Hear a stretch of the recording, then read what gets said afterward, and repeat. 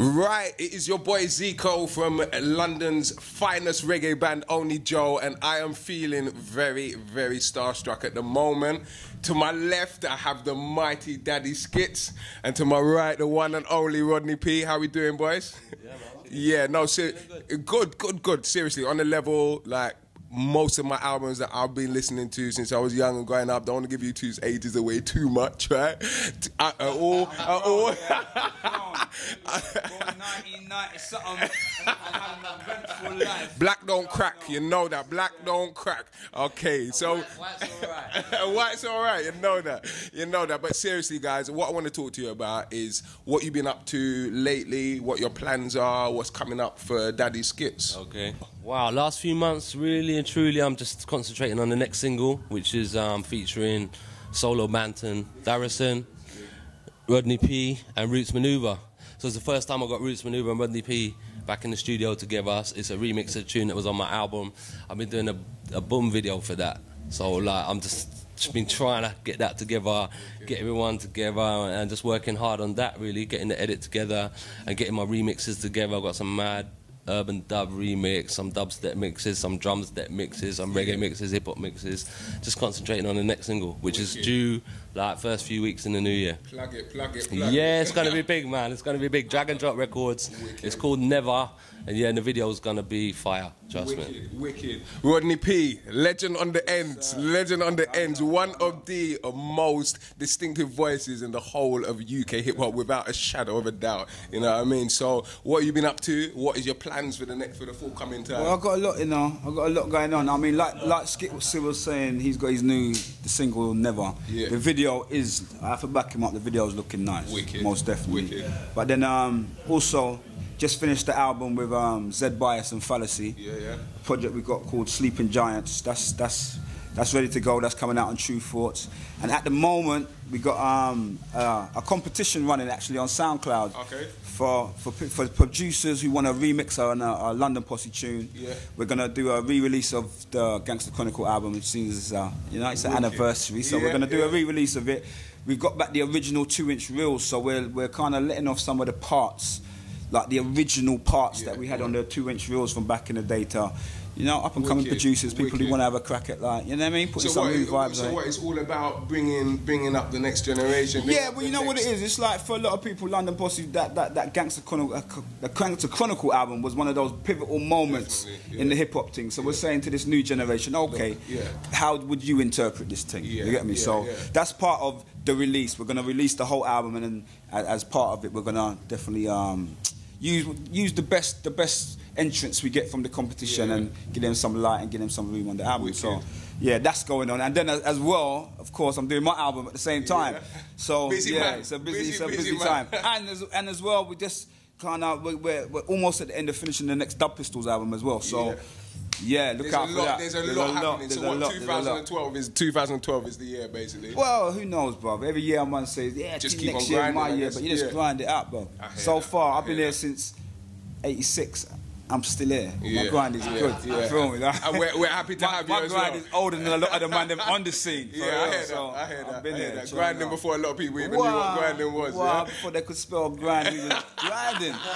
I hear that. Now sticking to this point of kind of like upcoming people, I know Skitz, you were able to come and see a reggae band, my reggae band, Onlyjoe, the other week. You know what? Brixton. You know what? You said you weren't. You said you didn't know. You said you weren't there. I wasn't there, bro. But I was gutted I missed that show because I've been hearing. I've been here now. I remember. In fact, you know what? I came and they had, I came, but you lot had just finished. I know, it's coming back to me now. It's coming back. Yeah, Onlyjoe. I want to see you guys. I've been looking to see you guys. That's what I'm saying. Good things. So if Rodney P wants to come and see Onlyjoe, you know you have to come and see Onlyjoe, From you said that, you remind me. Yeah, trust me, people, trust me. I ain't heard them yet. I'm a bit straight. I ain't heard them yet. But I hear good things. And I don't often hear good things. Most people are bad man and fuckery, like to talk fuck about people. But I'll give you credit, bro. Respect. Like, your name is carrying. Every time. I want to come see the man live, definitely. You heard it here first. You heard it here first. So what I was getting at was basically, you know, we're an up-and-coming band. Right. We're trying to make it. Like you said, you've been on the grind. We're on the grind at the moment. We look up to guys like you we know have been in the business, know about the business, know what it takes to make it to that next level, okay? You know that we're coming with different flavors. We want to try and switch things up. What is it about reggae, do you think, that has that kind of that thing that makes it kind of last and makes it so current, even though it's an old sound? First and foremost, can I just mention, like, your reputation preceded you, because like I'd heard about Onlyjoe before I saw you. Wicked. Like everyone was like, you got to check out this band, and then I see the flyer. And like you're playing on the same night as me, so I'm like, I'm gonna get down there early. I need to check these guys. Wicked. And you come on with your little sweet voice and smashed it. And to be honest, like when I'm watching it on stage, like I like to see people enjoy themselves, as well as like obviously the quality of music has got to be there. But to see musicians having fun doing what they love, that to me is satisfaction. Do you know what I mean? That's satisfying to the soul to see that people enjoying themselves, and you brought a vibe. And I could tell you were humble dudes just by the way you acted on stage. And it was nice, man. It was nice. And you know what? It's contagious. Like the fun you were having was contagious, and the lyrics were nice. And so how do you guys keep it fun? Because I know every time I see you guys, you're always smiling, you're always happy. You know what I mean? You're always. How do you keep kind of like the average hip hop kid? Well, that's it. We enjoy ourselves, man. Yeah, and it's important. I love this thing, bro. Listen, I could be driving like a post office van. No disrespect to the postman. Big up the postman. But I don't want to be a postman. I don't want to work in the office. I don't want to work on a building site. I get to do this for a living. Can you believe that shit? Can you believe that they actually pay me to do this thing? That's a blessing. Of course I'm smiling, but of course so I'm Do happy. you, I mean, you know, a lot of people, they make it and they maybe sit on their lows and sit back and, you know what I mean? The creativity might get stifled. So how do you keep that? How do you keep that going? As an artist, you have to keep it entertaining for yourself. Like for me, I've always kind of said, like, my fans have to come with me. We can pick up fans, we can drop off fans, but them hardcore man, and they know what we're dealing with. And they know that it's a journey. Like, we're not settling on a one thing. We have to diversify, because I'm a music fan first and foremost. I'm a hip-hop kid, that's what we grow with, that's what we know. I'm a reggae youth, that's what I grew up in my house. But I'm a music fan. So as a music fan, that means like, and plus, as a hip-hop fan, which was the education, as a hip-hop fan, like a foundation hip-hop fan, you have to go out and look for music to build this hip-hop thing. It didn't start with a hip-hop sound. It started with a sampled sound, so you had to go and look for that. And on that journey, you find all kind of music that you love and like and reflects your life. So, man, you have to keep the music diversified. That's why over the years I've collaborated and done so much different kind of work. For me, it's always about embracing like other genres. Like I've always been a man that like, whether it's two-step, garage, drum and bass, jungle, dubstep. Do you know what I mean? I've always embraced that and been out